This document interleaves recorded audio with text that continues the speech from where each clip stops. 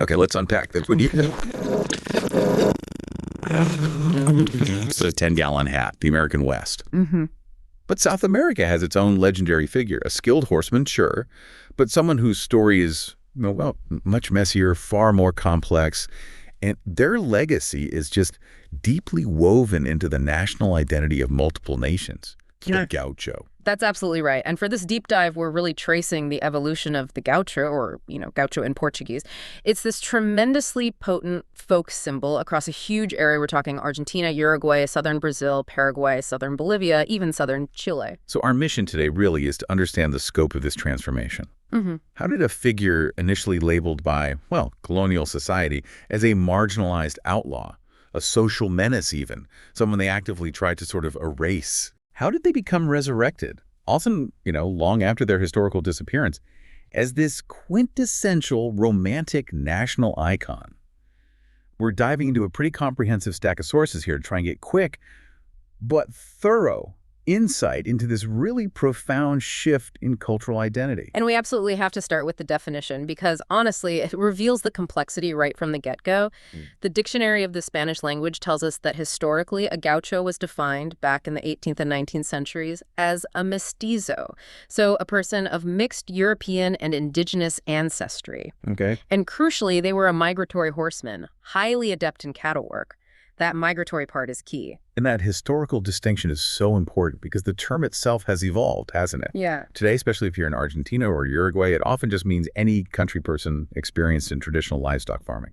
Kind of. Yeah, sanitized. Yeah, the rough edges seem filed down into this, well, benign description of a rural worker. But the word still carries that heavy metaphorical baggage, It reflects the gaucho's contradictory reputation. On one hand, you can use the term to mean noble, brave, and generous, especially in military contexts. Right. Yet it also implies someone skillful in subtle tricks, crafty. It acknowledges those outlaw origins we're about to really get into. And in Brazil, the term gaucho has even become this sort of metonymic marker referring to any citizen from the state of Rio Grande do Sul, regardless of their connection to ranching. Wow. It's an identity that just spans geography, race, centuries. It's huge. That sheer scope across so many countries, it really suggests this figure is truly foundational. Okay, let's start with maybe the most opaque aspect then. Yeah. The name itself. We're jumping into section 1. The name and the outlaw origins. And it kicks off with, well, a baffling etymological mystery. Yeah, it's fascinating. Despite the figure's massive cultural importance, we can't even agree on where the word gaucho came from. Seriously. Yeah. By 1933, one researcher had already counted 36 different origin theories. 36. And that number is now believed to be over 50. 50 theories. That's staggering. And the ultimate conclusion from the sources seems to be that there's basically no documentation of any sort that will fix its origin to any time, place, or language. This lack of certainty is itself kind of woven into the romantic mystique, isn't it? Exactly. And many of these theories are, well, what the etymologist Joan Coromines just dismissed as not worthy of discussion, just conjured up because a word sounded vaguely similar.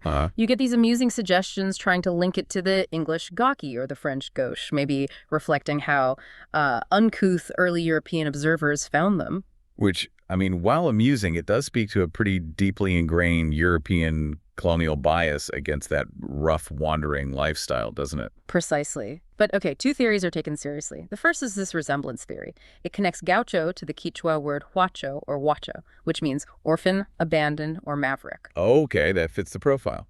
It fits the sociological profile, of the marginalized wanderer on the periphery. But linguistically, the transformation needed to get from guacho to gaucho is apparently quite improbable. And it doesn't really explain the Brazilian spelling gaucho with the accent. So if that's the weaker theory, linguistically speaking, which one holds up better under scrutiny? Well, the most compelling and linguistically plausible argument is the dialect frontier theory. This was proposed by the sociolinguist José Pedro Rona. And this theory grounds the word's origin exactly where the first documented gauchos actually appeared, in those lawless borderlands between Spanish and Portuguese influence. We're talking the Rio de la Plata basin, specifically northern Uruguay and southern Brazil. Right, that makes sense geographically. Mm-hmm. Those early mentions in Spanish records often link them directly to smuggling hides in that exact turbulent border area. Exactly. So Rona argued the word likely started as a derisive indigenous term, maybe from the Charrua people, called Gaucho, and it meant something like old Indian or contemptible person, basically the ultimate low-status insult. Now, here's the key linguistic jump. The Portuguese-based dialects common in that border region. They apparently struggled with the Spanish R sound, so they rendered it as a strong aspirate H, effectively turning Gaucho into something like Gaucho. Ah, I can almost hear the word forming now. Yeah. Right. And that aspirated H sound, that Gaucho, would have been difficult for the native Spanish speakers of the time, encountering the term from the Portuguese side. Correct. Native Spanish speakers, either unable or maybe just unwilling to reproduce that harsh H sound, simplified it further. They used a null sound or maybe a J sound, which leads directly to Gaucho, and then eventually the accent shifts to Gaucho. Wow. So the term literally started as an insult, a derisive term for a contemptible person in the borderlands, which perfectly validates that initial low status. It does, and that leads us straight into the brutal historical reality that stands in such sharp contrast to the later Romantic myth. The first official mentions of gauchos, or sometimes gauderios in the 18th century, they're damning. Colonial authorities identified them clearly as outlaws, cattle thieves, robbers, smugglers, just a constant nuisance to stability. They weren't exactly pillars of the community then. Not at all.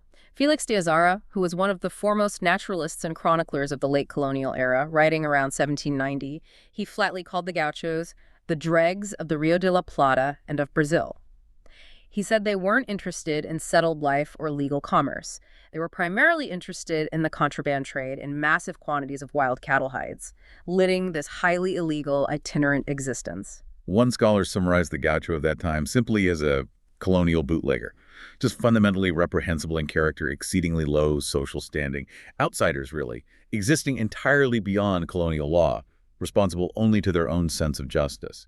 And yet, even then, you see the seeds of their future utility, maybe. The Spanish administration, recognizing their innate skills, actually recruited its anti-smuggling forces, the Corpo de Blandengues, from among these very outlaws.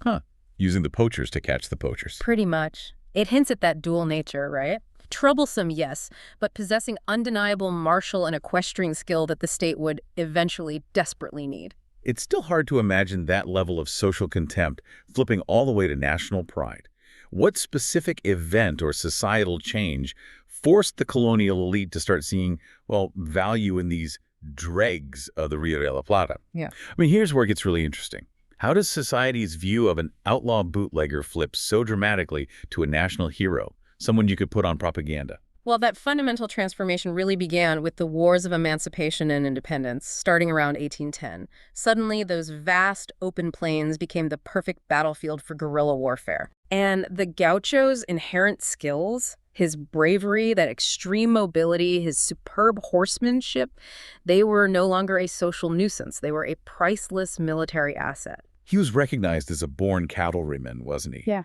Perfectly adapted to the terrain, possessing this intimate knowledge of the plains that regular European troops just lacked. Leaders like José Gervasio Artigas in Uruguay and Martín Miguel de Güemes in Argentina, they relied almost entirely on these mounted irregulars. Yeah, their success in lightning-fast guerrilla warfare, raiding supply lines, vanishing into the landscape, refusing pitched battles, it forced the Spanish to begrudgingly admire their military prowess. General Garcia Gamba, who actually fought against Güemes up in Salta, he left behind this really telling account of his admiration. What did he say? He noted that the gauchos approached the troop with such confidence, relaxation, and coolness that they caused great admiration among the European military men. These regular soldiers were seeing men who lived by the knife and the horse, demonstrating, as he put it, excellent qualities for guerrilla warfare that just surpassed formal military training. Wow. So professional soldiers impressed by these, well, outlaws. Exactly. And the sources highlight a really crucial turning point here. The moment the Spanish tried to weaponize the term gaucho as an insult against the patriot militias. Okay. Güemes immediately flipped the script. He proudly adopted it, referring to his own troops as my gauchos. He turned the insult into a coveted badge of honor. And that right there is the definitive first step in transforming the pariah into the national protector. That's a powerful moment. So once independence was won, Did visitors start noticing this culture more? We have these marvelous, detailed snapshots from travelers right before the culture was, well, systematically dismantled by the new governments. We do. Emmerich Essex Vidal, who was the first artist to actually paint them, he noted their extreme mobility back in 1820. He described this truly independent spirit. He observed that the Gaucho never developed any attachment either for the soil or for a master. They were so independent, they'd just leave a job at any moment without warning, often just saying something like, "I am going because I have been with you long enough." That profound resistance to settlement and authority, that's core to the legend. But that fierce independence, it was coupled with a tradition of really profound hospitality too, wasn't it? Vidal noted they'd lodge and feed a traveler for months without questioning them or charging a single coin, kind of a necessity on those empty plains. Absolutely. And then you have Charles Darwin traveling the Pampas in 1833. He spent 6 months observing these countrymen. He found the country gauchos very superior to those who reside in the towns. He thought they were obliging, polite, hospitable. There's always a but with Darwin, it seems. There is. He added the crucial counterpoint that speaks volumes about their internal culture. The habit of constantly wearing the knife. The facon led to frequent bloodshed and, trifling quarrels, sometimes ending in death over just an insult or a misplaced word. And Darwin also suggested that the sheer abundance of food and horses, that it actually killed industry. He identified the root of their reputation for indolence, too. Universal gambling, much drinking, and extreme indolence. He even cited 2 men who wouldn't work, one saying the days were too long, the other claiming he was too poor. Did the state later use this idea of gaucho indolence to justify cracking down with vagrancy laws? Oh, absolutely. Darwin's observations, even though they were somewhat sympathetic to the gaucho's character, they provided the perfect moral ammunition for the urban elites later on. The sheer profusion of wild cattle, the ease of getting food and transport, it removed any real economic incentive for them to settle down and participate in the state's vision of ordered commerce. This refusal to be governed, that was the real problem for the new states. So we had this really paradoxical figure emerging. Noble, brave, supremely skilled, yes, but also a lawless gambler prone to sudden violence and, crucially, unwilling to be tied down to a wage economy. And that last part, that unwillingness to be tied down, that became the existential problem for the emergent Argentine and Uruguayan nation-states, didn't it? Exactly. Which brings us to that mid-19th century push to control the wandering gaucho. The independence wars were over, these massive cattle estates, the estancias were growing, and the freely roaming gaucho, he transitioned from being a military asset to, well, an economic threat and a legal nuisance. Landed proprietors needed salaried peons, not mobile, armed casual laborers who might just leave. So the state struck back institutionally. In Argentina, they systematically intensified vagrancy laws, starting policies under figures like Rivadavia and Rosas. These laws mandated that all rural workers had to carry employment documents, right?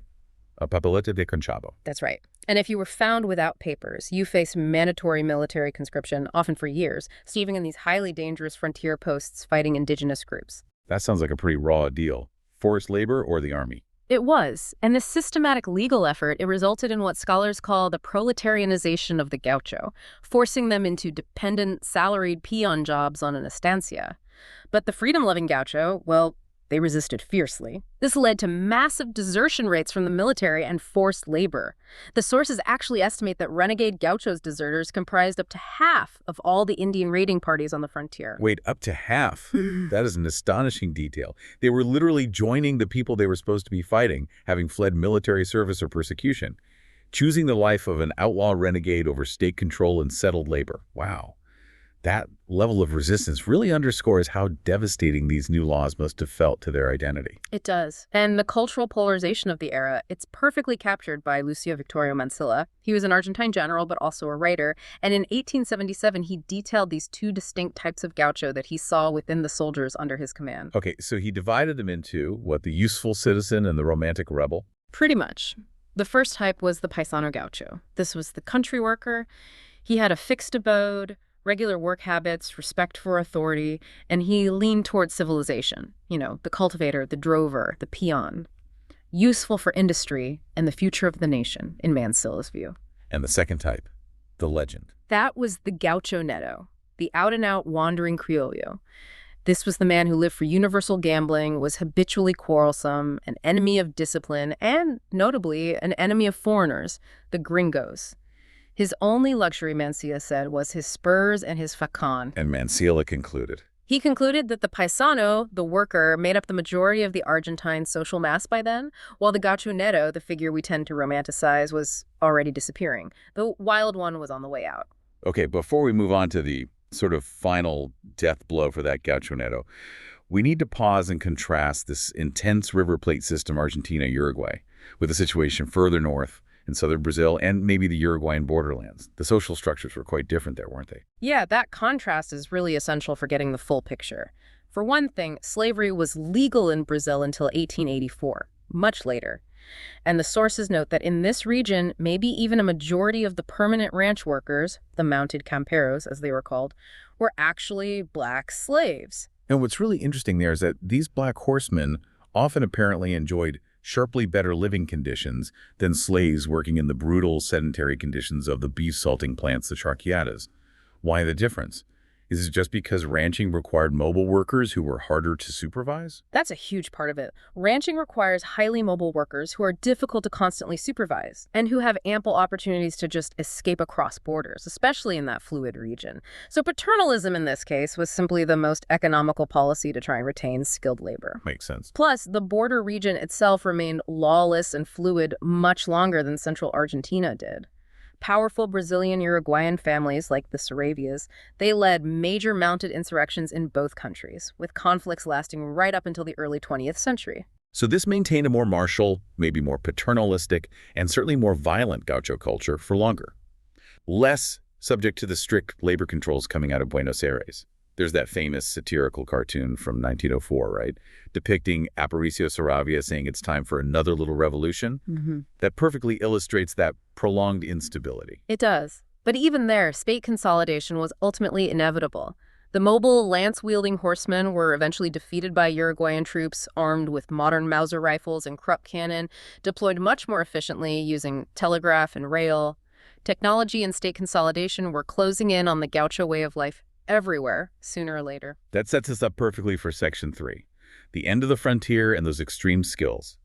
The state had tried to control the gaucho politically, through laws and war, but what truly killed the nomadic lifestyle was, well, a combination of social engineering and a simple piece of metal wire. Yeah. The Argentine elite made it an explicit foundational policy. It was enshrined right in the 1853 Constitution, encouraged massive European immigration, and the purpose was openly stated to supplant the lower races of the interior, including the backward gaucho, who they just viewed as obstacles to civilized commerce. This was the view championed by intellectuals like Domingo Faustino Sarmiento, right, who saw the gaucho as brutal and feckless, and Juan Bautista Alberti, who famously summarized the government's modernization strategy with the maxim, to govern is to populate, basically bring in Europeans. And the demographic results were instant and profound. A flood of immigrants, huge numbers of Italian farmers and laborers especially, altered the country's ethnic composition so rapidly that by 1914, something like 40% of Argentina's residents were foreign-born. 40%. Yeah.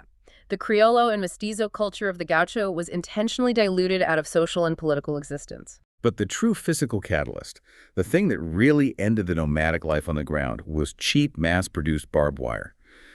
Once that became readily available from about 1876 onward, fencing the vast open pampas was suddenly economical. And this technology, maybe above all else, eliminated the need for gaucho cowboys. Right. The fencing completely disrupted the ancient cattle drives. It forced gauchos off the communal lands they knew. It just changed everything. Yeah. This physical change confirmed the observation made later.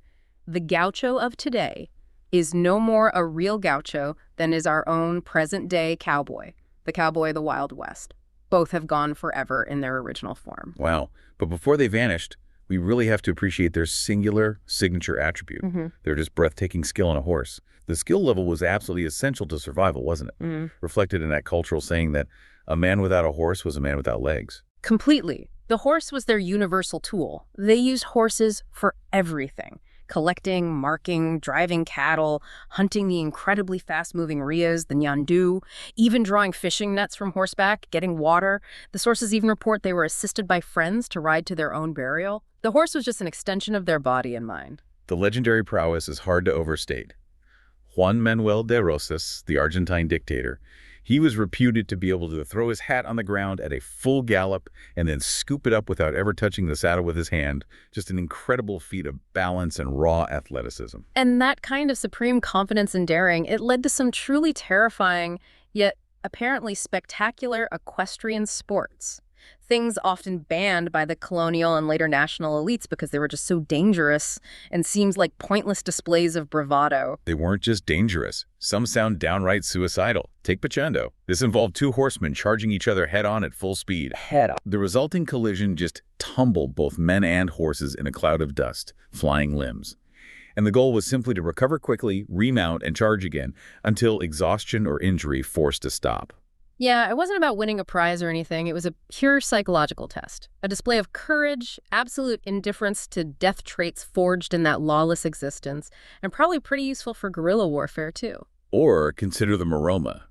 This involved jumping from a high bar, like off a corral gate or something, onto the bare back of a racing wild horse or steer that was driven underneath, and then staying on until the animal was either completely broken or, in some cases, killed by the effort. Again, tests of mastery over life and death on the open plains. Way beyond a typical rodeo challenge we might think of. And another particularly dangerous trick was PLR. One man would gallop through a group of other gauchos, and they would use their boleadoras to lasso the horse's legs, instantly throwing them out. Right, trip the horse intentionally. And the rider was required to land perfectly on his feet, still holding the reins, ready to leap back onto the mount instantly if it got up. That sounds absolutely insane and kind of unnecessary unless it serves some crucial function. Why practice a guaranteed crash landing? Well, apparently it was a crucial survival skill on the Pampas. The plains were riddled with these vizcacha burrows, large, deep holes made by rodents. If your horse was suddenly thrown by stepping in one of these burrows, which must have happened constantly at speed, you had to land ready, unharmed. Losing your mount while alone out there on the pampa, that meant almost certain death from exposure or thirst. So PLR was like an extreme way to inoculate the rider against panic in that exact situation. Okay. Training for the inevitable fall. That makes a brutal kind of sense. The dedication to the horse even extended to aesthetics and status. I love this specific cultural detail about the gaucho's passion for his tropilla. Right, the tropilla. That was a man's meticulously curated string of riding horses, usually a dozen or more, and he insisted they all be of matching colors. All chestnuts, or all duns, or all silver grays. This was a huge status symbol, a real point of pride. It distinguished the wealthy or successful gaucho from just a mere peon. The sad conclusion, though, is that once the gaucho was marginalized, pushed into settled labor, these extreme skills quickly became obsolete, didn't they? The modern ranch hand, the salaried peon, probably couldn't sit a really bad horse in the same way because that finely honed life-or-death skill just wasn't essential anymore for daily survival in the fence-based economy. Yeah, it faded. Which brings us nicely to Section 4. Culture, symbolism, and the modern legacy. This is the story of the resurrection of the man who, in his authentic, dangerous form, no longer really existed. But first, let's quickly detail his physical culture, the tools and items that really defined him. Okay, first and foremost has to be the facon, right? That long dagger sword. Yeah. It was often his only eating instrument, sure, but primarily it was a weapon, synonymous with those Darwinian knife fights and that legendary bloodletting. Definitely. And then you had the boleadoras, or boleadas in Portuguese, those 3 leather-bound rocks tied together with straps, swung with incredible precision to trip cattle, horses, even rheas by entangling their legs, a unique tool of the plains. Their attire, too. It was perfectly adapted for mobility in the harsh environment. The versatile poncho, doubling as a blanket, a saddle blanket, rain gear. Couldn't live without the poncho. And they wore loose-fitting trousers called bombachas, or sometimes a diaper-like wrap called a chiripa, all cinched by a wide sash, the faja, which was sometimes decorated with silver coins to show wealth. And their social life, it really revolved entirely around the pulperias. These were the rural general stores, but also taverns and often fences for stolen goods. The pulperia wasn't just a shop. It was like the central nervous system for that lifestyle existing outside state law, selling everything from yerba mate and liquor to tobacco and horse stack. Thub. Absolutely. And speaking of mate, their diet was, well, simple but hearty. While out on the range, it was almost entirely beef. consumed as asados, these large cookouts over an open flame, often using pretty much an entire carcass spitted on a frame. The famous Argentine barbecue originates here. It does, and the ubiquitous beverage was mate, that bitter herbal infusion, sipped communally through a metal straw, the bombilla, from a hollowed-out gourd, and sharing the mate gourd without cleaning the bombilla between people was a key sign of trust and brotherhood. So this is the figure, rough, deadly, skillful, independent, socially excluded, that the forces of modernity, the state, immigration, barbed wire, systematically dismantled. And the profound irony, the real kicker, is that it was precisely that disappearance that allowed urban intellectuals in the 20th century to turn him into a pure national myth. Exactly. This myth-making, this glorification, it was a direct cultural reaction against that massive European immigration we talked about. Intellectuals like Leopoldo Lugones and Ricardo Giraldes, they were searching for, or maybe creating, a pure Argentine identity, something untainted by the chaos and perceived materialism of the foreign influx. And they painted the gaucho as the essential, pure national symbol. The irony here is so rich, it really requires some unpacking. They chose to celebrate the galloping hero, the gaucho neto, the rebel, not the settled, useful immigrant farmer, or even the compliant paisano gaucho worker. Lugones in particular, he canonized Martin Fierro, the rebellious protagonist of Argentina's national epic poem, as the true national hero who somehow civilized the pampa with his fierce individualism. But here is the massive, almost hypocritical twist the sources reveal. Lugones, while celebrating Martin Fierro, simultaneously argued that the historical gaucho had to disappear because, in his explicitly racist view, the gaucho's Indian blood contained an inferior element. Wow. So celebrate the myth, erase the man. It was a classic attempt by the elite to appropriate the ideal of the heroic fighter while explicitly rejecting the historical mixed-race man and the, frankly, uncomfortable reality of his outlaw origins. That speaks volumes about how politically charged this icon became. Even Jorge Luis Borges, himself a deep student of Criollo history, was pretty skeptical of this romanticized choice. Borges criticized the man on horseback as secretly pathetic, a kind of passing storm that left nothing permanent behind. He consciously contrasted the gaucho with the settled cultivator, the farmer, the person who actually gives us the fundamental humanizing word, culture. But the genius of the myth, perhaps, is its malleability. Because the real gaucho was already extinct, or close to it, the icon could be used by pretty much everyone.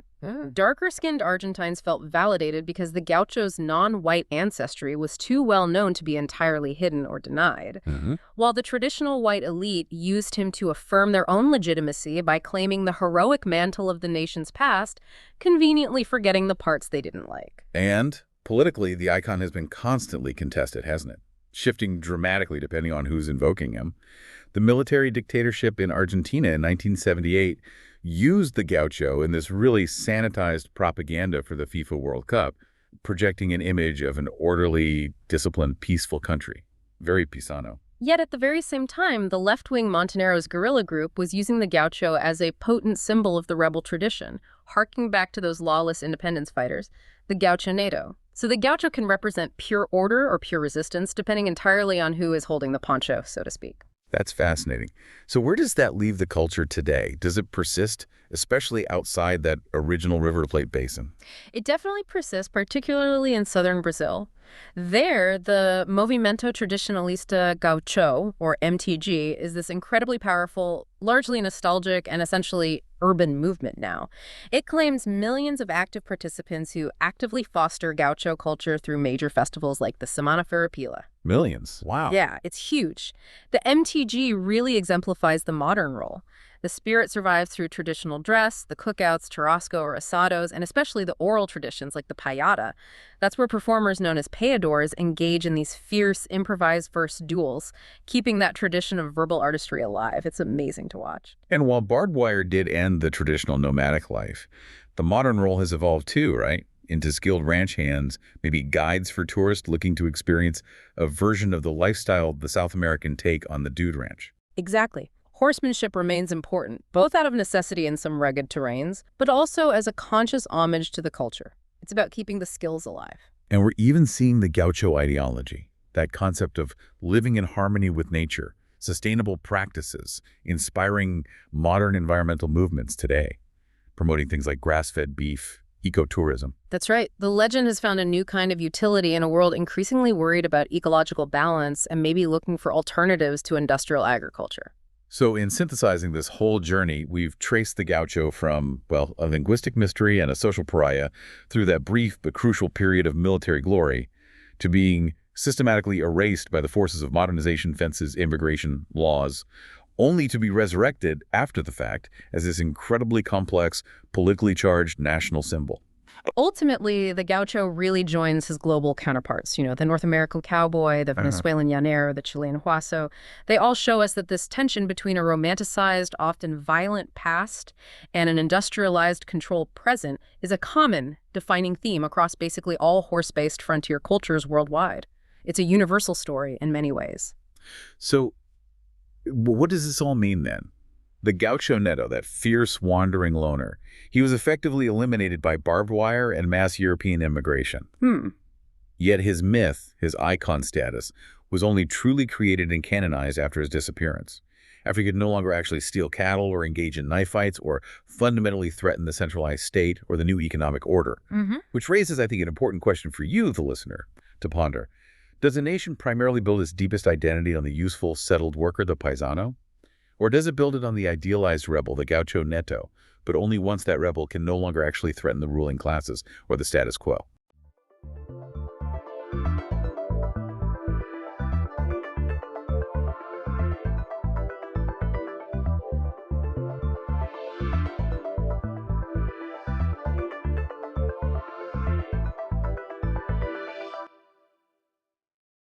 Welcome to the Deep Dive, where we really get into the weeds of major research and data so you don't have to. That's the plan. And today, we're tackling a big one, maybe the biggest grade book on the planet, the Program for International Student Assessment. Everyone just calls it PISA.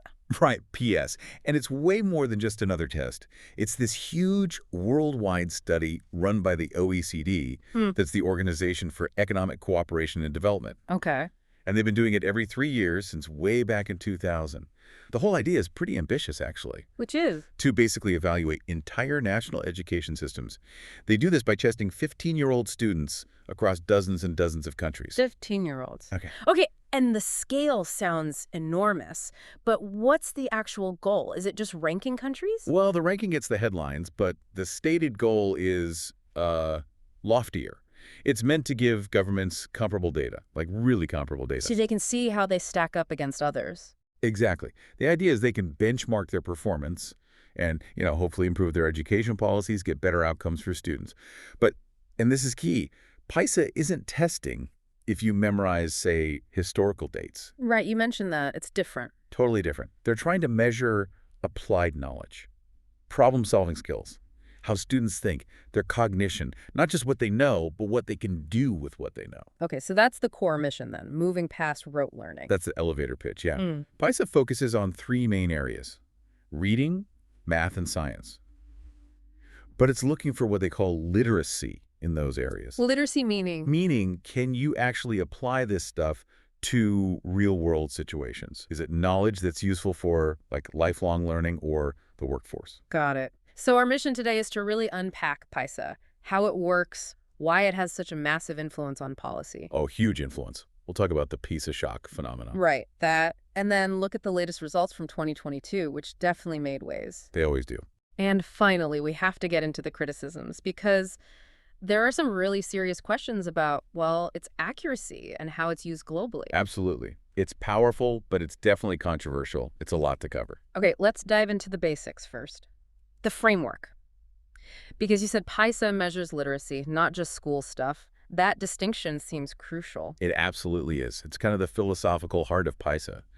They want to know if students can take what they've learned and apply it, solve real problems, think critically. Stuff you need after you leave school. Exactly. Lifelong learning, being effective in the workplace, and they measure this on a statistical scale. It's not like a pass-fail grade. Yeah. The focus is all on application, competence, not whether you aced a specific chapter in a textbook last term. So how does that make it different from, say, TIMSS? I know that's another big international test. Yeah, TIMSS trends in international mathematics and science study. It's a good comparison because TIMSS is much more about traditional classroom content.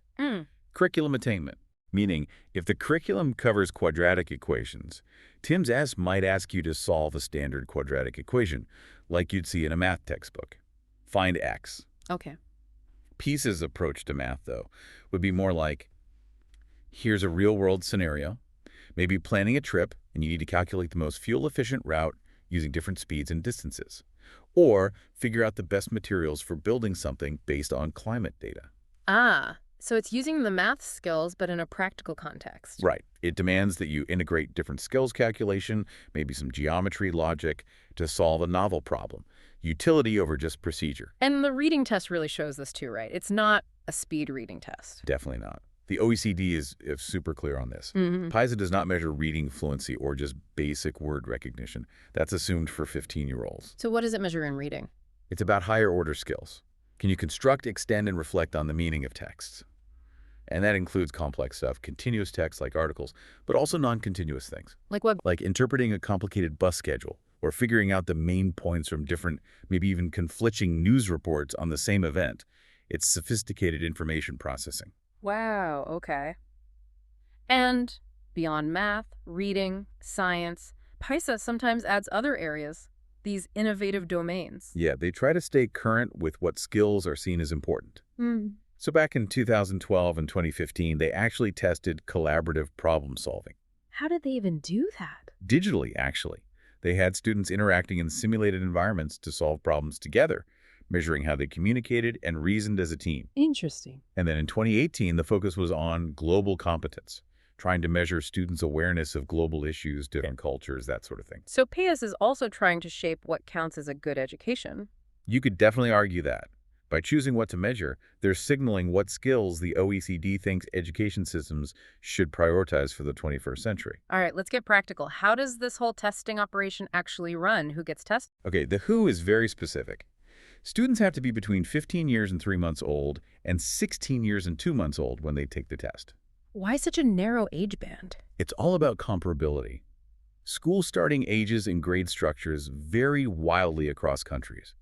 Fixing the age ensures you're comparing students at roughly the same developmental stage, regardless of what grade they happen to be in. Makes sense. And you mentioned earlier, only kids in school. That's a critical point. Only students enrolled in an educational institution are part of the sample. Homeschoolers are out.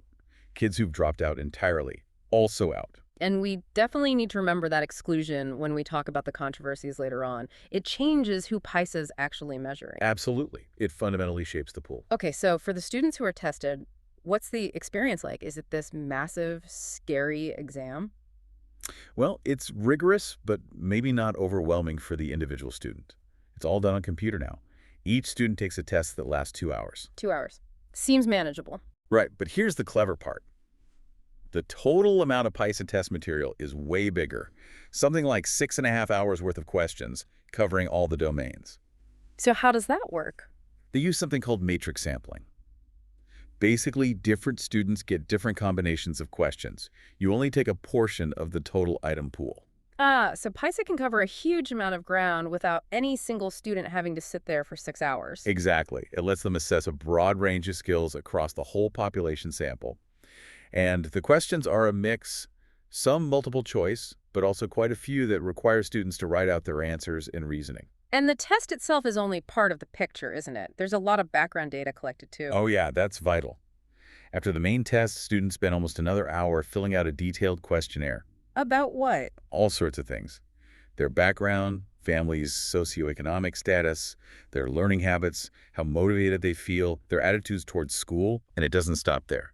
The school principals, or directors, they also fill out a big questionnaire about the school itself. Like funding, teacher qualifications. Yep. School demographics, funding sources, resources, school policies, teacher experience, all that institutional context. And linking that student data with the school data must be incredibly powerful for analysis. That's the magic, really. It lets researchers in the OECD look for correlations.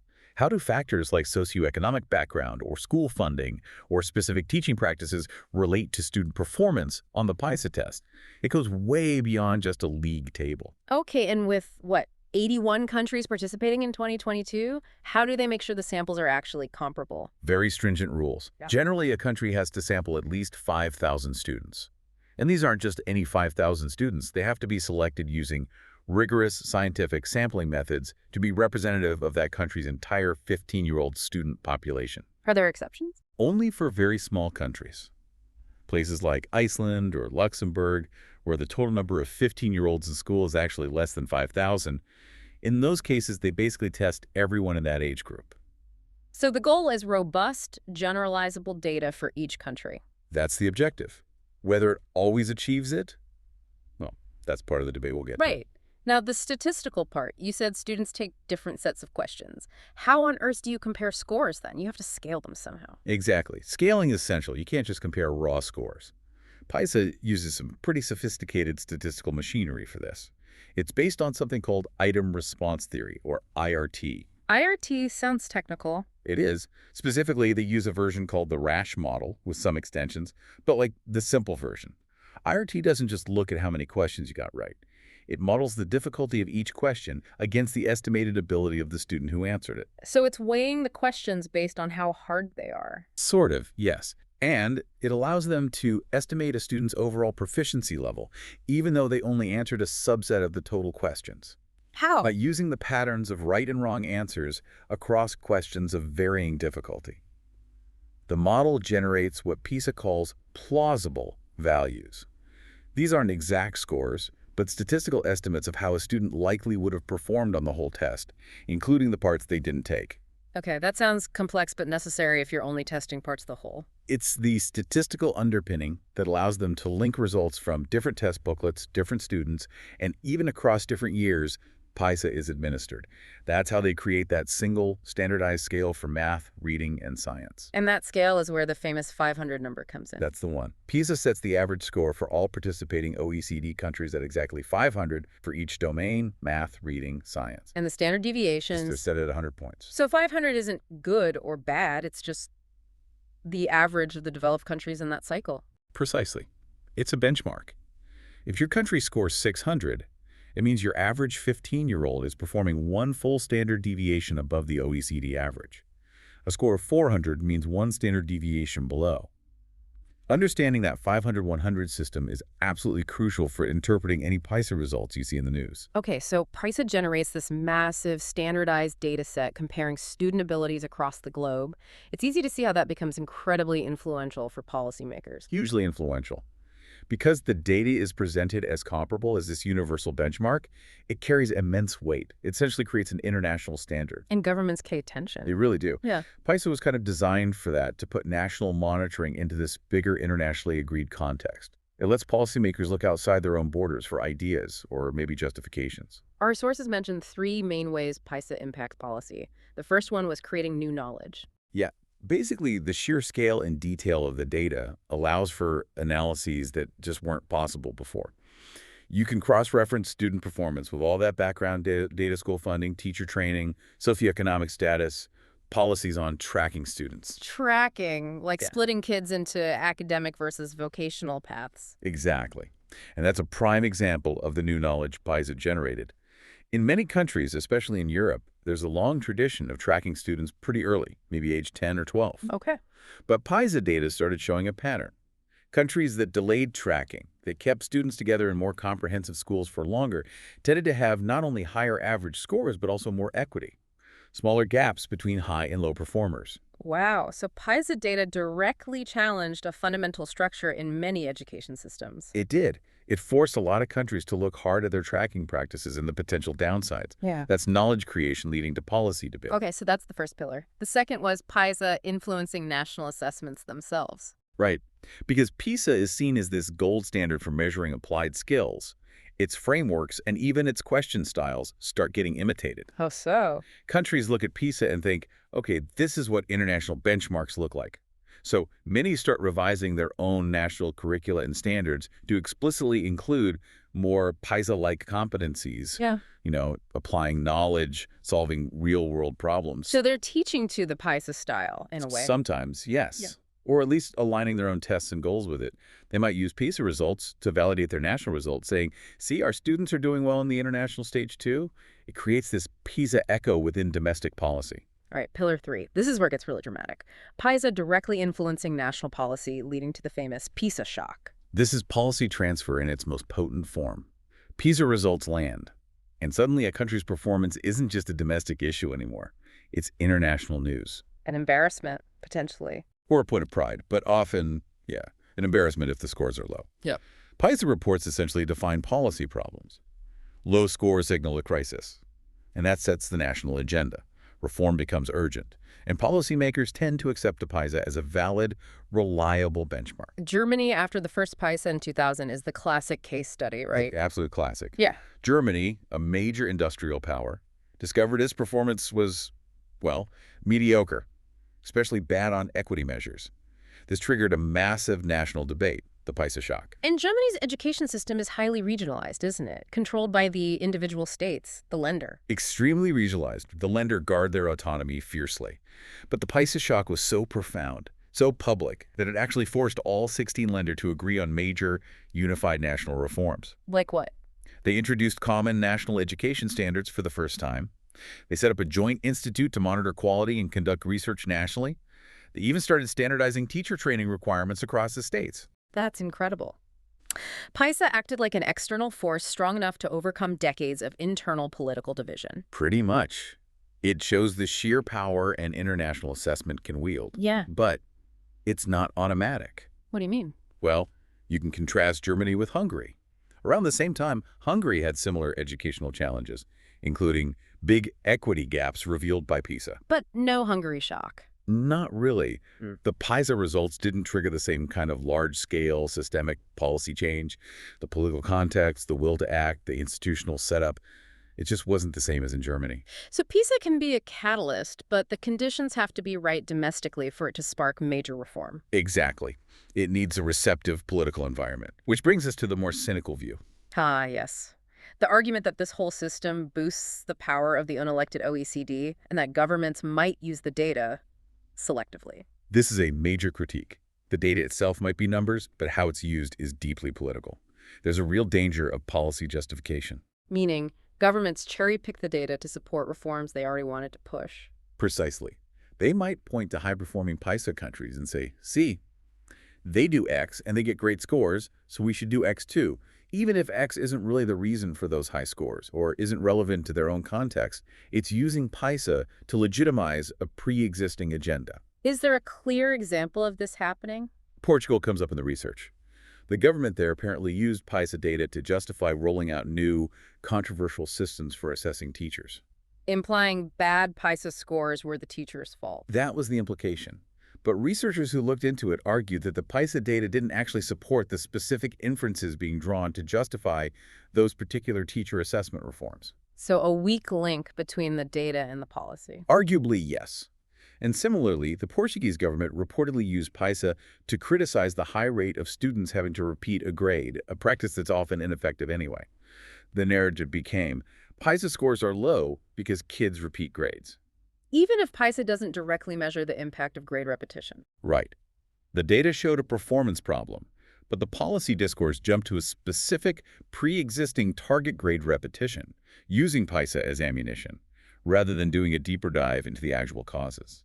And this can happen even when a country does well. Finland, for example. Yeah, Finland was the star performer for years, right? Yeah, You'd right. think they'd just continue what they were doing. Yeah. But even then, some Finnish ministers apparently used PISA results, maybe focusing on slight relative dips or perceived weaknesses in specific subskills to argue for new policies aimed at gifted students. So even good scores can be spun to justify new initiatives. It seems so. The interpretation often leaps way beyond what the PISA data alone can reliably tell you. Politicians grab the headline number and use it to push their pet projects. Genuine, nuanced analysis of why the scores are what they are. That takes time and money. Is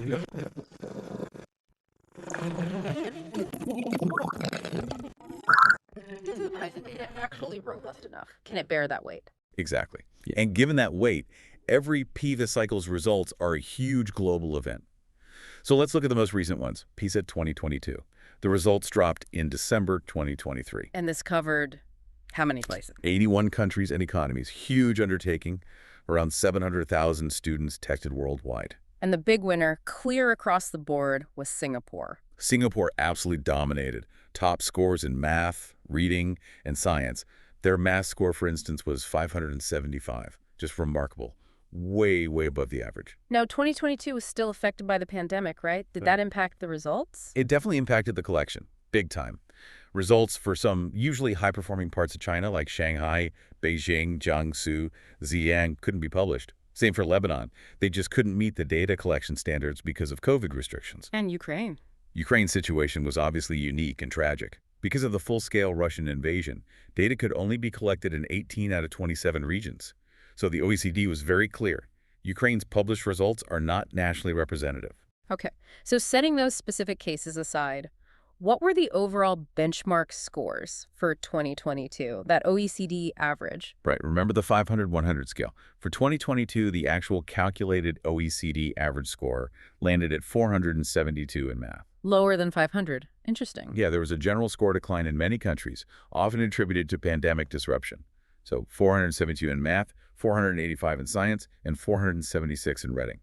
Those became the benchmarks for this cycle. And looking at the top performers, besides Singapore, that East Asian cluster was still strong. Very strong, consistently near the top. Macau, Taiwan, Hong Kong, Japan, South Korea, all posting excellent scores across the board. Like Japan scoring 547 in science. Yep, and Taiwan hitting 547 in math. These aren't just small differences. Scores that high often mean a much larger proportion of their students are reaching the top PISA proficiency levels compared to other countries. So where did the U.S. fit into this picture? Big economy, huge education spending.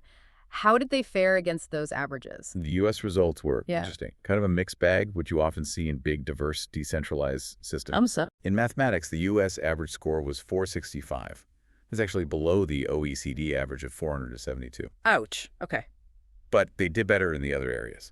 In science, the U.S. scored 499, which is above the average of 485. And in reading, they scored 504, quite comfortably above the average of 476. So reading and science look relatively okay, but math seems to be a persistent challenge at the application level. That's what the PISA data suggests, yes. A relative weakness in applying mathematical concepts compared to literacy and science skills. Now, you mentioned diversity. PISA allows us to look within countries too, right? At performance gaps. Yes, and this is where PISA can be incredibly revealing and often quite sobering, especially in a country like the U.S. What did the 2022 U.S. data show in terms of these internal disparities? It showed massive gaps, particularly linked to race and ethnicity. The breakdown for mathematics is really stark. Well, lay it out for us. Okay. For math in 2022, Asian American students scored an average of 543. White students scored 498. Hispanic students scored 439. And Black students scored 412. Wow, that's a gap of over 130 points between the highest and lowest scoring groups. It's enormous. In PISA terms, a gap that large can represent several years' worth of learning difference. It just throws into sharp relief the deep inequities within the U.S. education system. It really does suggest, like you said, multiple systems running in parallel, offering vastly different opportunities. That's a fair interpretation of what data like this implies. Looking at trends over time is another key use of PISA. It can act as an early warning. Finland is the classic example of a former star performer seeing a decline. Finland is the cautionary tale. They were the heroes of the early PISA cycles in the 2000s. Everyone wanted to copy the Finnish miracle. Because of their decentralized, teacher-led system. Exactly. But then, starting around 2009 and accelerating by 2012, their scores began to fall, consistently across all three subjects. How big a drop? Well, their math score, for example, fell by 25 points between 2003 and 2012. And maybe more worryingly for a country famed for equity, the percentage of low-performing students nearly doubled in that period, from 7% to 12%. So PISA flagged a real issue in a system everyone thought was untouchable. It certainly challenged that narrative. Sweden also had a really rough period. What happened there? Between 2006 and 2012, Sweden saw this sharp decline in scores, eventually falling below the OECD average in all three areas. It caused a huge political stir. The opposition leader at the time called it a national crisis. A crisis triggered by test scores. Shows the political impact. Sweden did manage to improve its scores later, but that dip really shook their system. And the UK? Their response to middling PISA scores was quite direct, wasn't it? They looked straight to the top performer, Shanghai. Very direct. Following concerns about their PISA rankings, the UK government launched initiatives specifically aimed at adopting teaching methods from Shanghai, particularly in mathematics. They actually brought teachers over. They did. Starting around 2014, they had exchange programs, bringing Shanghai teachers to the UK to demonstrate this mastery approach to math. And schools adopted it. Quite widely, especially in primary schools. By 2019, reports suggested something like 5,000 primary schools in England had adopted these Shanghai-inspired math teaching methods. That's a very literal example of policy transfer driven by PISA rankings? One of the clearest examples, yes. And proponents pointed to later improvements in the UK's PISA math scores as evidence that the policy was working. Though, of course, attributing score changes to one single policy is always complicated.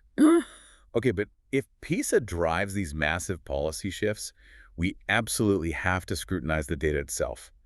And this is where the serious critiques come in. There's a growing chorus questioning its validity.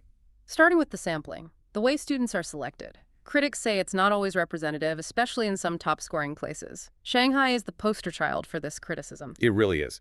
Shanghai blew everyone away with its scores in 2009 and 2012. But critics immediately jumped on the sampling issue. It comes down to China's hukou system. Remind us what that is. It's a household registration system. And basically, it restricts access to social services, including public schools in big cities like Shanghai, based on where your family is officially registered. So, migrant workers moving to Shanghai from rural areas, their kids might not be able to attend the local public high schools. Exactly. Many children of migrant workers, who make up a huge part of the population in cities like Shanghai, often have to return to their parents' registered hometown for secondary education or attend lower-quality private schools for migrants within the city. And how does that affect the PISA sample? Significantly. Estimates suggest that around 27%, more than a quarter, of the 15-year-olds living in Shanghai were excluded from the school system that PISA sampled from. Because they didn't have the local hukou. Right. So the PISA sample in Shanghai overwhelmingly represented children from wealthier, established local families with Shanghai registration, not the children of the less affluent migrant workers. So you're essentially testing a pre-selected, more advantaged group, not the full population of 15-year-olds in the city. That seems to fundamentally undermine the claim of comparability. That's the core of the criticism. It makes the Shanghai top score look potentially misleading if it's based on such a skewed sample. Are there other examples of sampling concerns? Yes, there have been allegations elsewhere too. For instance, Malaysia's 2015 results weren't fully published because they failed to meet the minimum student response rates required by the OECD, leading to suspicion. Leading to allegations from opposition politicians that the government had deliberately tried to oversample students from higher-performing, often wealthier schools to artificially inflate the national average. Okay. And more broadly, you see opinion pieces like one cited in Forbes claiming that it's not just Shanghai, that other high-ranking participants like Hong Kong, Macau, maybe even Argentina, might also be drawing their PISA samples primarily from their most educated or advantaged regions or school types. So potential systemic bias towards sampling the best rather than the average. That's the allegation. It raises serious questions about whether we're always comparing like with like. Beyond the sampling politics, there are also deep technical critiques from statisticians about the actual math behind PISA's rankings. This sounds even more fundamental. This gets into the weeds, but it's crucial. Back in 2013, the Times Educational Supplement ran a big piece detailing these concerns. One prominent critic was Dr. Hugh Morrison from Queen's University Belfast. His claim was startling. He argued that the statistical model PISA uses to combine all the different test results and background data, this complex IRT model we talked about, he claimed it contains a fundamental, unsolvable mathematical error. An error in the core model. Yes. Specifically related to how it weights items and links performance across different test booklets and cycles. His conclusion was stark. He said this error renders the PISA rankings essentially valueless. Valueless. That's a bombshell given the policy influence. What's the gist of the alleged error? Is it about the complexity? It seems to be. The argument, echoed by other statisticians, is that the model, while theoretically sophisticated, might just not be robust enough to handle the sheer messiness and complexity of real-world educational data across so many diverse systems without introducing significant bias or error, especially when trying to make comparisons over time. Is it like trying to smooth over differences that are actually important? That connects to a related concern raised by Professor Harvey Goldstein, another respected statistician. He worried about the process PISA uses to identify and remove test questions that seem biased against certain cultures. Which sounds like a good thing, trying to ensure fairness. In theory, yes. But Goldstein's concern was that this process might inadvertently lead to smoothing out the very differences between national education systems that are actually the most interesting and important. Okay. He suggested PISA might end up focusing only on generic skills common to all systems, while missing the unique pedagogical approaches that really make a difference. So it measures the common denominator, not necessarily what's best or most innovative. That's the worry. And what's perhaps most troubling to these academic critics is the OECD's perceived reaction to these technical challenges. How did the OECD respond? According to critics like Morrison and Professor Sven Kraner from Copenhagen, not well, they claim their detailed statistical questions and critiques were often met with, quote, absolute silence, or a general unwillingness from the OECD to engage deeply with the methodological criticisms. That doesn't sound good for transparency. Kraner was quoted as being amazed at how unforthcoming they were, and suspected it was because, in his view, they can't defend themselves. Whether that's fair or not, the perception among some experts is that this powerful, unelected body lacks accountability when its core methodology is questioned. Okay, let's switch gears slightly. Another whole category of critique is about basic sociocultural relevance. Do the questions actually make sense to students everywhere? Right, the India experience highlights this perfectly. India participated way back in 2009. And the results weren't great. They ranked 72nd out of 73 participants, near the very bottom. Afterwards, the Indian government decided to pull out of the next PISA cycle in 2012. Why? What was the official reason? They explicitly cited a sociocultural disconnect.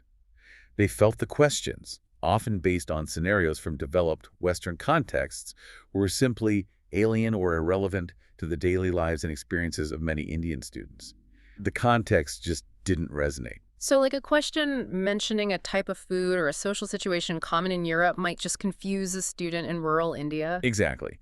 The example that often gets cited is a question that apparently used the word avocado. An avocado. Yeah. And the point was, how many 15-year-olds in India, especially outside major cities, would even know what an avocado is? It seems trivial, but it highlights the difficulty of creating genuinely universal questions. Did PISA try to fix this? They seem to acknowledge the issue.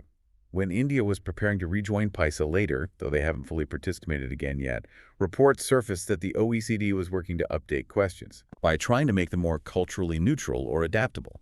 The suggestion was they might replace avocado with a fruit common in India, like mango. Well, that seems sensible. It does, but the fact that such basic contextual issues were still being debated years into PISA's run underscores the inherent challenge of designing a test that's truly fair and relevant across such vastly different cultures and socioeconomic realities. There's an almost unavoidable bias towards the contexts familiar to the test designers, who are mostly from OECD countries. So, considering all these issues, the sampling questions, the deep statistical critiques, the cultural relevance problems, what's the final takeaway for someone, say, a minister of education, looking at their country's PISA rank? Caution. Extreme caution. Listen to respected statisticians like David Spiegelhalter at Cambridge.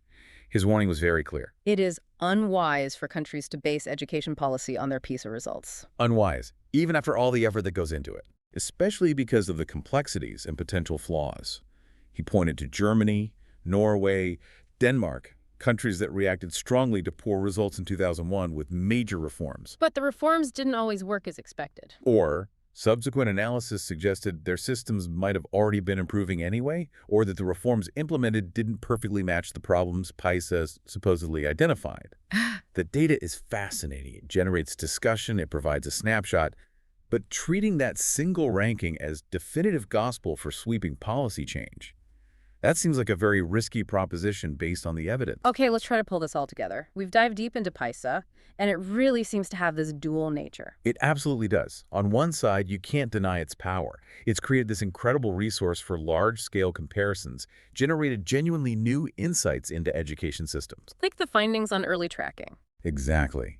And it has undeniably forced countries, Germany being the prime example, to confront uncomfortable truths and push through reforms, like common standards, that might never have happened otherwise. It has fundamentally shaped the global education policy landscape. But then there's the other side, the significant doubts. Deep doubts. Concerns about sampling integrity, especially in top performers like Shanghai, potentially skewing the whole picture.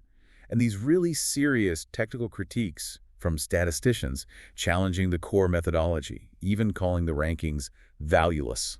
Plus the questions about the OECD's transparency in responding to those technical challenges. Right, and layered on top of that is the political reality. PISA data gets used selectively. Governments grab onto it to justify agendas they maybe already had. Like we saw discussed regarding Portugal or even Finland, the data becomes a political tool, sometimes disconnected from careful analysis. Exactly. The link between the PISA result and the proposed policy solution is often assumed rather than proven. Which brings us to the final thought, the really big takeaway that maybe gets lost in the headlines about who's number one. You need to think about the structural power here. Yes. Think about who actually creates the PISA test. It's a group of experts, primarily working under the OECD.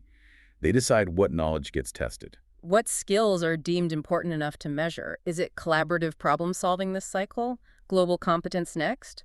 Or back to core math? Precisely. By making those choices, this non-elected international body is, in effect, defining the goals of education for countries around the world. They're setting the benchmark. They're evaluating success. And inevitably shaping how countries try to reform their systems to meet that benchmark. It's an enormous amount of influence over national priorities, wielded through the mechanism of this test. So the really profound question isn't just, why did country X score 480 instead of 510? Yeah. It's who decided what constitutes the ideal 500-point performance in the first place, and what vision of education and indeed society does that definition promote globally. That's the deeper implication you should really chew on next time PISA hits the news.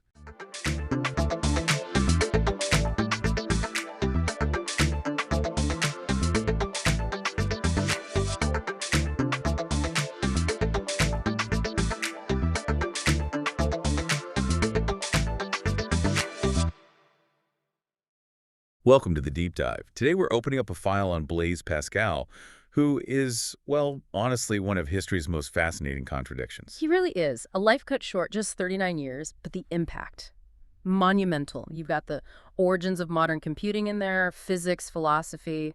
It's quite a mix. Absolutely, a paradox. We've got these records showing a real child prodigy, a genius in math and physics. But then, later in life, he channels all that brainpower into faith, human nature, human misery. And produces some of the greatest French prose ever written, especially in the Pensées, those philosophical fragments. Right, the Pensées. And that's the journey we want to explore, isn't it? Right. How does the guy who helps invent a calculator end up writing about, the fundamental wretchedness of being human? That's the core question. Our sources are biographical notes, but also these really sharp excerpts from his philosophical work. So our mission today is to kind of trace that arc, see what we can learn from a mind that could analyze air pressure 1 minute and existential despair the next. And figure out what we should take away from it all. Okay, let's dive in. Where do we start? The science seems like the obvious place. His early stuff is just, wow. It really is. By age 16, he's already written a major work on conic sections. 16, that's foundational for projective geometry. Unbelievable. And that's just the beginning. Not even close. Then there's his letters with Pierre de Fermat. They're talking about games of chance, gambling problems. So trivial, maybe. But it wasn't. They basically invented modern probability theory. The sources actually say this work strongly influenced the development of modern economics and social science. So understanding risk, analyzing complex systems, it starts there. Pretty much. It provided the framework. But he wasn't just theory, right? He built things. Exactly. The mechanical side. Starting around 1642, he develops the Pascalines. Calculators. Yeah. Like actual mechanical calculators. One of the first inventors. Yes, designed specifically to help his father with tax calculations, actually, to ease the drudgery of arithmetic. He saw a practical problem and engineered a solution. That blend of abstract and applied. That seems key. It defined his physics work, too. He picked up on Torricelli's experiments with barometers. Torricelli, yeah. Mercury tubes. Right. But Pascal generalized it. He clarified the concepts of pressure and vacuum. I mean, the fact that the SI unit for pressure is the Pascal, that tells you something about his impact. It absolutely does. Yeah. And this leads to the big showdown over the vacuum. Oh, yeah. The accepted wisdom, even from guys like Descartes, was nature abhors a vacuum. Nature hates empty space. Basically. But Pascal wasn't buying it. He wrote new experiments with the vacuum. He suspected it was wrong. But he needed proofs, not just theory. Exactly. He was apparently in poor health himself, so he gets his brother-in-law, Florent Perrier, to do the legwork, literally. What did he do? He had Perrier carry a barometer up this huge mountain, the Puy de Dôme, in 1648 Okay. to see what happened to the mercury column. And sure enough, as Perrier climbed higher, the mercury level dropped. Ah, proving the air pressure was lower at higher altitudes. Precisely, demonstrating that a vacuum could exist and that air had weight and pressure. It flew in the face of centuries of philosophical thought, all backed by a practical experiment. Using science to challenge dogma. Incredible. And then, near the end of his life, he switches gears again to city planning.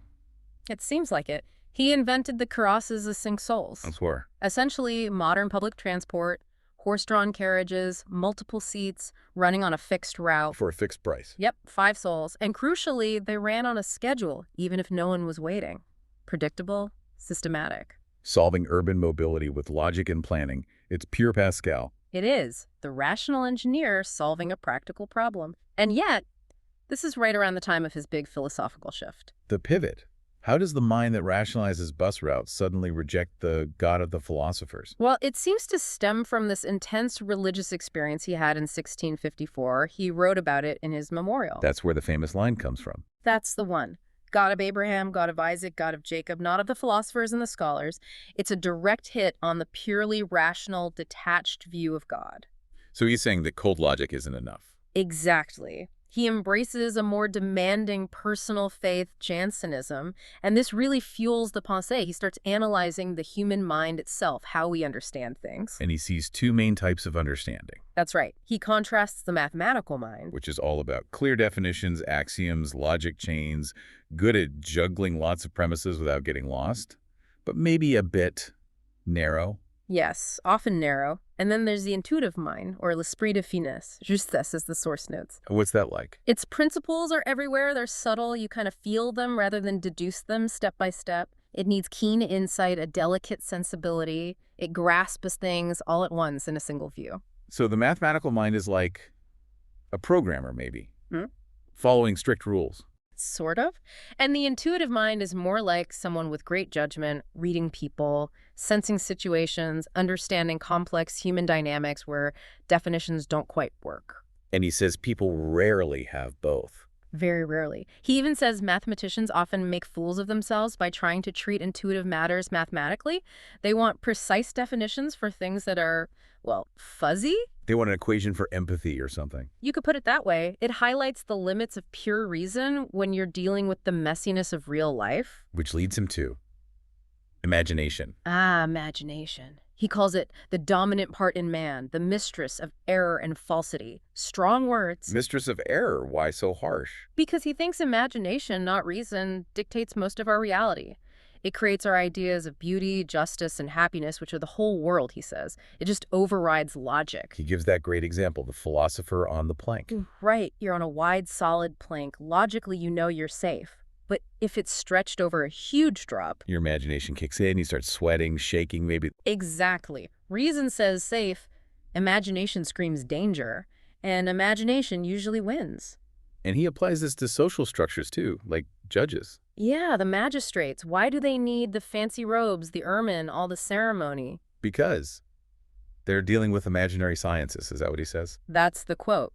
They need to impress the imagination to get respect because their authority isn't based on brute force like the military's, it's based on perception.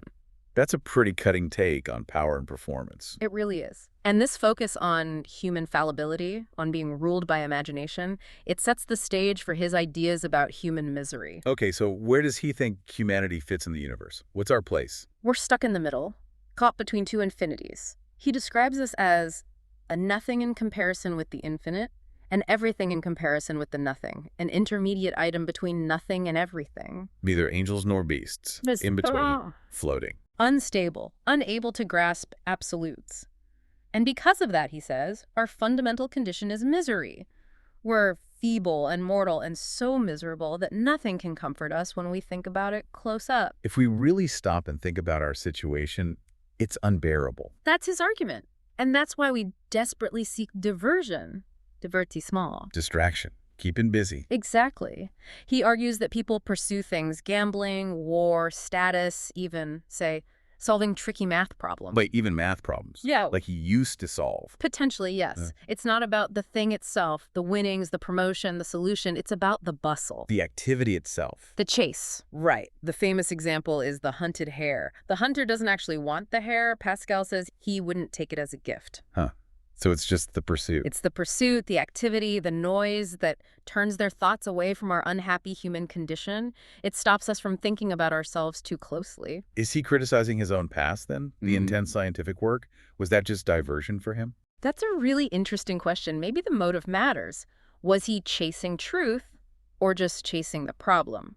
But his general point is that for most people, most of the time, even intellectual pursuits are a way to avoid confronting our core misery. He uses the king as the prime example, doesn't he? The ultimate example. The king has everything, nothing left to strive for. Yeah. So without constant diversion, he's actually more unhappy than the lowliest of his subjects who plays and diverts himself. Because he has too much time to think. Exactly. His whole court, Pascal says, has one job. Keep the king entertained, stop him from thinking about himself. Wow, so diversion is our coping mechanism. It's the only thing that consoles us, he argues. But here's the tragic twist. It's also our biggest problem. Yes. Diversion is itself the greatest of our miseries because it works too well. It stops us from feeling the necessary boredom and despair that might push us to find a real, more solid means of escaping our condition. We're hooked on the very thing keeping us trapped. That's bleak. It is. And this feeling of instability, of things being arbitrary, extends beyond our inner lives to society, to law and justice. Right, this is where he gets really cynical about human systems. He talks about how laws change depending on where you are. Famously, yeah. 3 degrees of latitude turn all jurisprudence upside down. A meridian decides the truth. What's legal here is illegal just over there. And a killer push. Truth on this side of the Pyrenees, error on the other side. It just lays bare the relativity of human justice. There's no universal standard we've actually achieved. Seems that way to him. So if justice isn't based on objective truth, what is it based on? Power. Expediency. That's his conclusion. He says that since humans couldn't figure out how to make what's truly just also powerful, They did the next best thing. he just decided that whatever is powerful is just, made it just to obey power. They justified power so that what's just and what's powerful should unite, bringing peace, the greatest good. So we trade real justice for stability. We accept arbitrary rules because it stops chaos. That seems to be his analysis. And what makes us accept these arbitrary rules? Custom. Habit. Custom. He calls it a second nature, which destroys the first. He even worries that maybe our original nature is merely a first custom. It's that powerful. Custom dictates everything. Our jobs, our beliefs. Pretty much. Who becomes a locksmith? Who becomes a soldier? What we think is right or wrong. It shapes us so deeply, he says, that it engages the non-rational part of us, the part he calls the automaton. The automaton. Like, we're robots. In a way. He says custom makes men as much automata as minds. It's the part of us that responds to routine, tradition, those judges' robes. It works without needing rational agreement. It just follows the pattern. Okay, so let me recap. Yeah. We're miserable beings caught between infinities, ruled by fickle imagination, distracting ourselves constantly, and governed by arbitrary customs enforced by habit. Is there anything positive left? Any dignity? Yes, there is. And it comes back to thought. This is where we get the thinking reed. Ah, the famous image. Man is just a reed, the weakest thing in nature. A vapor, a drop of water can kill him, physically fragile, But but he's a thinking reed. Even if the whole universe crushes him, man is still nobler than his killer. why? Because he knows that he is dying and that the universe has the upper hand. The universe knows nothing of this. Our consciousness, our awareness of our own state, that's our dignity. All dignity lies in thought. So our awareness of our misery is actually a sign of our greatness. Exactly. He says our misery is the misery of a great lord, of a deposed king. Only something inherently great could feel its fallen state so keenly. The fact that we know we are wretched proves our former or potential nobility. That's a powerful reframing. Which brings us, I suppose, to his most famous argument, the application of math to faith. The wager. The wager, yes, or his discourse on the machine. He starts by saying reason alone can't prove or disprove God. Reason can't settle anything here. There's an infinite chaos separating us. So logic fails us on the ultimate question. What then? Then you have to choose anyway. You must bet. It isn't optional. You are committed. Life forces a choice. Okay, so how does he frame the bet? As a calculation of potential gains and losses. You're wagering your finite life. What are the outcomes? Well, if God doesn't exist, you lose your stake, your life, your worldly pleasures maybe, and gain nothing. If God does exist. You gain an infinite reward. Eternal life, infinite happiness. So you're betting a finite loss against a potential infinite gain. And mathematically. Mathematically, even if the odds of God existing are small, as long as they're not zero, the infinite potential reward makes betting on God the only rational choice. To bet against it, he argues, would be stupidly irrational. The logic is compelling, purely from a probabilistic view. But what if your head gets it, but your heart or your habits don't? What if you just can't feel belief? Now we get to the really striking part. He recognizes this problem. Reason might be convinced, but the passions, the machine, the automaton might resist. So what's his advice for that person? It's quite radical, actually. He essentially says, use the automaton to train yourself. Act as if you believe. Go through the motions. Take holy water, have masses said. Engage in the religious customs. Do the things believers do. Why? What will that achieve? It will naturally make you believe and will make you stupid. Make you stupid. Yeah. He actually says that. He does. It sounds harsh, but he means it will quiet the doubting intellect, weaken the passions that resist belief, and let the force of custom, the automaton, lead you to faith. You're basically using habit to bypass intellectual objections. Wow. There. Using psychology, using the power of custom against itself almost. It's incredibly pragmatic in a way. It's the ultimate integration of his understanding of human nature. The thinking part, the feeling part, the habitual part, all brought to bear on this question of belief. And for him, Christianity was the system that made sense of all these contradictions, the greatness and the misery. That's how he saw it. He believed that knowledge of God without knowledge of man's misery causes pride. Just focusing on God makes us arrogant. And the opposite. Knowledge of man's misery without knowledge of God causes despair. Just focusing on our wretchedness leads to hopelessness. So the solution lies in the middle. For Pascal, yes. Knowledge of Jesus Christ constitutes the middle course because in him we find both God and our misery. It's the only viewpoint he felt that held both truths, our potential divinity, and our actual fallenness in tension. The deposed king, who is also the thinking reed. It brings it all together. Precisely. This has been, well, quite a journey through Pascal's thought. A mind grappling with science, society, self, faith, everything. What's the final takeaway for us listening now, navigating our own mix of knowledge and uncertainty? I think a key takeaway is Pascal's profound sense of the limits of human certainty, even in areas we think are solid, like science. He points out that even the sciences rely on first principles. Probations, axioms. Right. Principles presented as rock bottom. But Pascal says it's obvious that they aren't self-supporting, but are based on others which are based on yet others, and so on, with no bottom level. So even our most rigorous systems are built on something assumed, not proven absolutely. We're always floating, as he said, on a vast ocean, adrift and uncertain. That seems to be his view. We can't reach absolute bedrock knowledge, nor can we exist in total ignorance. We're always in between. So the provocative thought to leave people with might be this.